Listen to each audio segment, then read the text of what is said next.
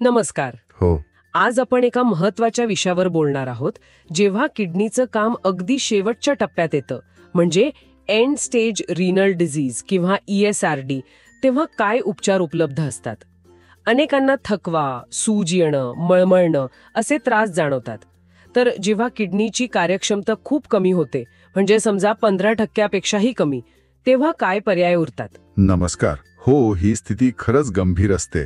पण चांगली गोष्ट म्हणजे आता बरेच चांगले उपचार पर्याय उपलब्ध आहेत. अच्छा. मुख्यत्वे 3 मार्ग आहेत असं म्हणायला हरकत नाही. एक म्हणजे डायलिसिस, दुसरं किडनी प्रत्यारोपण म्हणजे किडनी ट्रान्सप्लांट, आणि तिसरा पर्याय आहे कन्झर्वेटिव्ह मॅनेजमेंट. ओके, सुरुवात डायलिसिस पासून करूया का? हे नेमकं काय करतं? नक्की. डायलिसिस म्हणजे काय, तर किडनी जे काम करू शकत नाहीये, म्हणजे रक्तातले टाकाऊ पदार्थ आणि जास्तीचं पाणी बाहेर काढणं, ते काम मशीनच्या मदतीनं किंवा शरीरातल्या नैसर्गिक फिल्टरने करणं. म्हणजे हे आजार बरा करत नाही, पण मदत करतं जगण्यासाठी. अगदी बरोबर. हा आजार बरा करण्याचा उपाय नाही, पण शरीराला साफ ठेवून आराम देतो. याचे 2 मुख्य प्रकार आहेत. हो. एक आहे हेमोडायलिसिस. यात काय होतं की रक्त शरीराबाहेर काढून एका मशीनमधून म्हणजे कृत्रिम किडनीमधून फिरवून शुद्ध केलं जातं. हे सहसा आठवड्यातून 3 वेळा डायलिसिस सेंटरमध्ये जाऊन करावं लागतं. बरं. आणि दुसरा प्रकार? दुसरा आहे पेरिटोनियल डायलिसिस म्हणजे PD. यात पोटाच्या आत एक नैसर्गिक आवरण असतं, पेरिटोनियम म्हणतात त्याला. त्याचा वापर फिल्टर म्हणून केला जातो. अच्छा, म्हणजे हे शरीराच्या आतच होतं? हो. यासाठी पोटात एक छोटी नळी टाकलेली असते आणि हे घरी अगदी कामावर किंवा प्रवासातही करता येतं बरं का. दिवसातून साधारण 4 ते 6 वेळा हे करावं लागतं.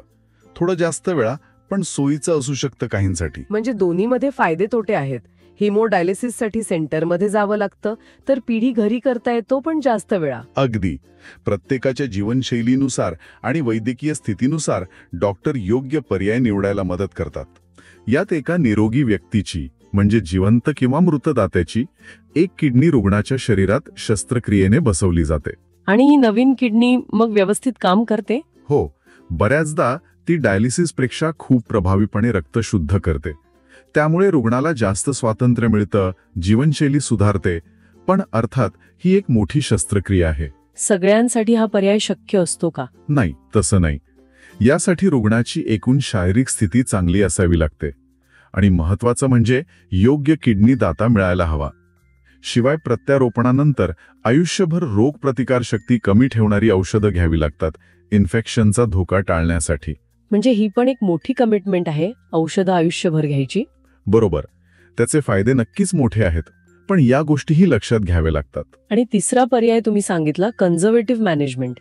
हे काय आहे? कन्झर्वेटिव्ह मॅनेजमेंट म्हणजे डायलिसिस किंवा प्रत्यारोपण न करण्याचा निर्णय घेणं. पण मग उपचार काय? यात मुख्य भर असतो तो म्हणजे किडनीचं उरलेलं कार्य जास्तीत जास्त काळ टिकून ठेवणं, आणि जी लक्षणं आहेत, जसं मळमळ, भूक न लागणं, थकवा, यावर औषधोपचार करून नियंत्रण ठेवणं. अच्छा, म्हणजे आजार बरा होत नाही, पण त्रास कमी होतो. हो.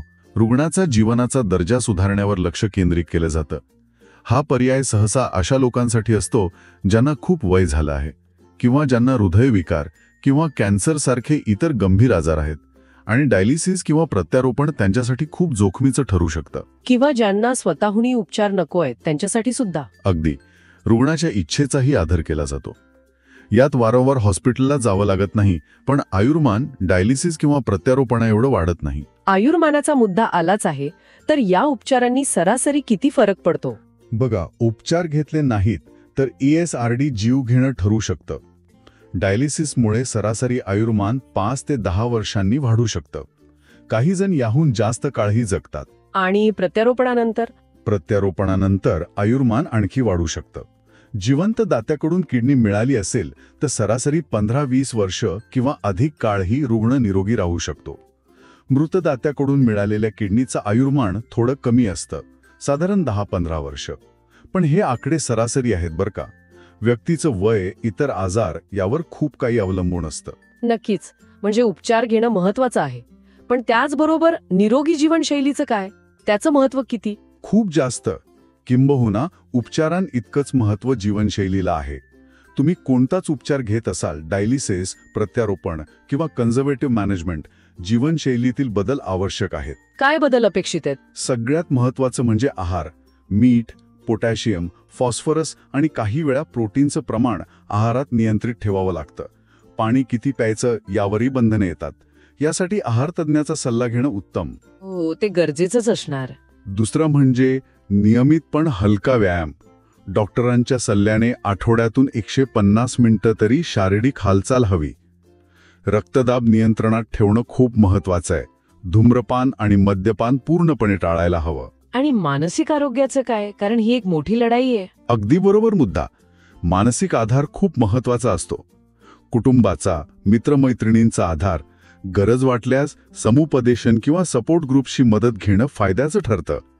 कारण सकारात्मक दृष्टिकोन ठेवल्यास उपचारांना चांगला प्रतिसाद मिळतो. खरंय. तर थोडक्यात सांगायचं तर किडनी निकामी झाल्यावर डायलिसिस, प्रत्यारोपण आणि कन्झर्वेटिव्ह मॅनेजमेंट हे मुख्य पर्याय आहेत. हो, आणि प्रत्येकासाठी कोणता पर्याय योग्य आहे हे डॉक्टर रुग्णाची स्थिती, वय, इच्छा आणि इतर अनेक गोष्टी विचारात घेऊन ठरवतात. आणि योग्य उपचार, जीवनशैलीतले बदल आणि मानसिक आधाराने या स्थितीतही चांगलं आयुष्य जगता येऊ शकतं. नक्कीच.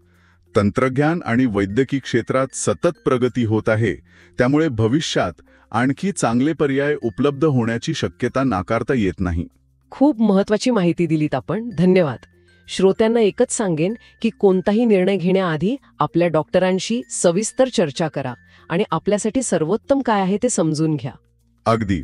योग्य माहिती आणि संवाद महत्वाचा. आजच्या चर्चेत सहभागी झाल्याबद्दल धन्यवाद. पुन्हा भेटूया पुढच्या भागात. निरोगी रहा.